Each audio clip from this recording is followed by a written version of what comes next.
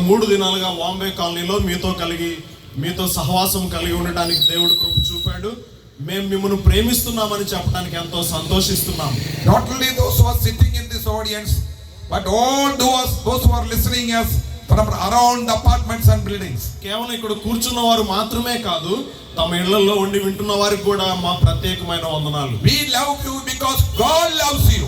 మేము మిమ్మల్ని ప్రేమిస్తున్నాం ఎందుకంటే దేవుడు మిమ్మల్ని ప్రేమిస్తున్నాడు కాబట్టి. Wherever you are sitting, God loves you. నువ్వు ఎక్కడ కూర్చున్నా సరే దేవుడు నిన్ను ప్రేమిస్తున్నాడు.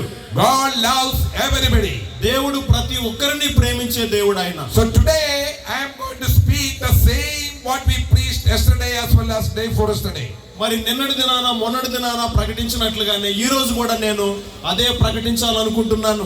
We are not proclaiming any religious tenets over here. మేము ఇక్కడ ఏ మతపరమైన అంశాలు బోధించట్లేదు సుమా. Actually speaking, we are not believing in any religion. మేము ఏ మతాన్ని కూడా విశ్వసించే వారము కాదు వాస్తవానికి. Because we believe that Jesus Christ whom we preach, he did not come down to this world to fabricate, to make, to find or found any religion. మేము ఏ యేసుక్రీస్తునైతే ప్రకటిస్తున్నామో ఆయన ఏ మతాన్ని స్థాపించడానికి ఈ లోకానికి రాలేదని చెప్పడానికి మేము ధైర్యముగా చెప్తున్నాం. Including the so-called Christian religion, we are not believing in it. ఒకవేళ క్రైస్తవ మతముగా చెప్పబడినా సరే దాన్ని కూడా మేము నమ్మము. We are here to preach the gospel of our Lord and Savior Jesus Christ. ప్రభువును రక్షకుడైన యేసుక్రీస్తు సువార్త చెప్పడానికి మాత్రమే మేము మీ ఎదుట నిలిచి ఉన్నాం. There were a few people about 2000 years before. 2000 సంవత్సరాల క్రితం కొద్ది మందిగా ఉన్నారు. They were in a Greek city in Europe. వాళ్ళు మరి యూరోప్ లో గ్రీక్ సిటీలో ఉన్నారు.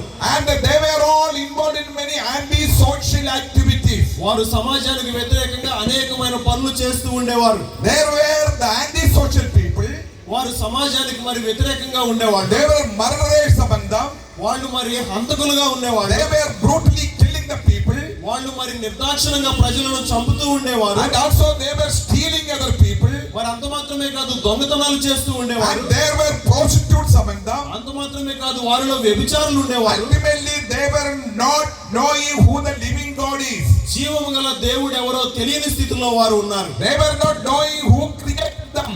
వారిని ఎవరు సృష్టించారో సృష్టికర్తను ఎరుగుకున్నారు. They were not knowing who sustains them in this world. వారిని ఈ లోకములో ఎవరు పోషిస్తున్నారు ఎరుగని స్థితిలో ఉన్నారు.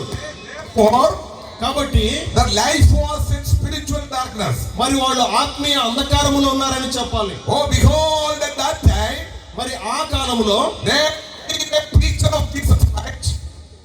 There came a preacher of Jesus Christ. అక్కడకు యేసుక్రీస్తును బోధించే ఒక వ్యక్తి వచ్చారు. His name was Paul.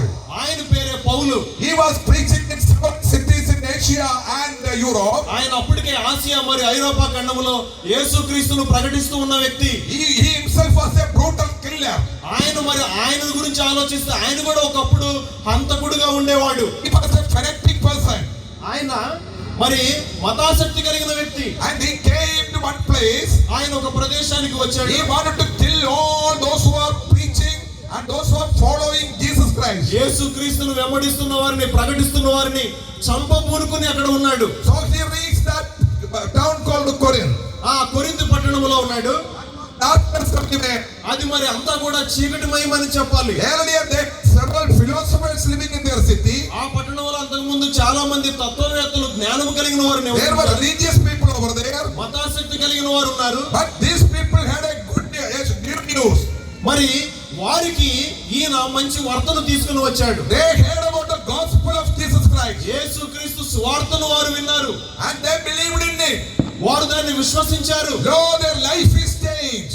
వారి జీవితం మారిపోయింది. By the gospel of Jesus Christ. యేసుక్రీస్తు సువార్తను బట్టి the life was transformed. వారి జీవితం రూపాంతరము చెందింది. They were cannibal people. వారు వాస్తవానికి నరమాంస భక్షకులు. They became philanthropic people. కానీ వాళ్ళు ఇప్పుడు దాతలైపోయారు. They were anti-social people. వారు సమాజానికి వ్యతిరేకంగా They జీవించారు. started loving the people in the society. ఇప్పుడు సమాజాన్ని ప్రేమించే వారుగా మారిపోయారు. They were killers. వారు హంతకులుగా ఉన్నారు. But they really helped the people in the society. కానీ ఇప్పుడు వారు సహాయం చేసేవారైపోయారు. Their life was filled with joy. వారి జీవితాలు ఆనందమయమైపోయాయి. Prior to that they were peaceless people. దానికి ముందు వారు సమాధానం లేకుండా ఉన్నారు. But their life really became joyful. ఇప్పుడు వారి జీవితం సంతోషభరితం. God was. జీవము గల దేవుడు ఎవరో తెలియని అజ్ఞాన స్థితిలో ఉన్నారు. And when they believed in the gospel of Jesus Christ, వారు తర్వాత యేసుక్రీస్తు సువార్తను విశ్వసించారు. they started communicating with God. వారు దేవునితో సంభాషించడం ప్రారంభించారు. I am not talking about any gods, I am talking about the living God. నేను వేరే దేవుడి గురించి మాట్లాడలేదు, జీవము గల దేవుని గురించి The మాట్లాడుతున్నాను. living God who made the stars. ఏ జీవము గల దేవుడు ఈ నక్షత్రాలను సృష్టించాడో ఆయన గురించి. The living God who made this planet.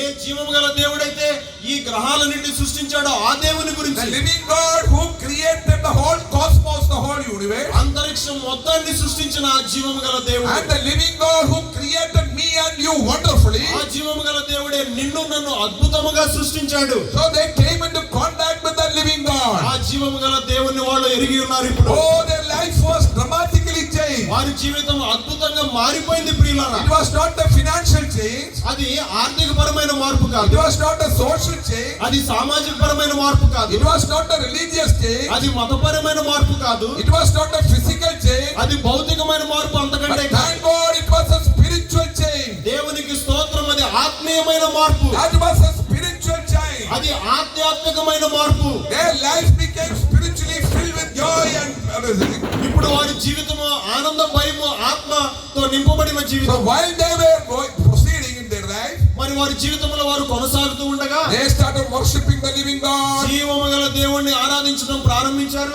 They started to preach Jesus Christ. యేసుక్రీస్తును ప్రకటించడం They ప్రారంభించారు. started reading and meditating the word of God. దేవుని వాక్యాన్ని చదవటము ధ్యానించడం ప్రారంభించారు. And they were publicly preaching who Jesus is. వారు బహిరంగంగా యేసు ఎవరో ధైర్యముగా They ప్రకటించారు. were preaching in the highways and byways, వారు మరి మార్గ మధ్యాల్లో అన్ని దారులలో in the ప్రకటించారు. riverside as well as in the jungles.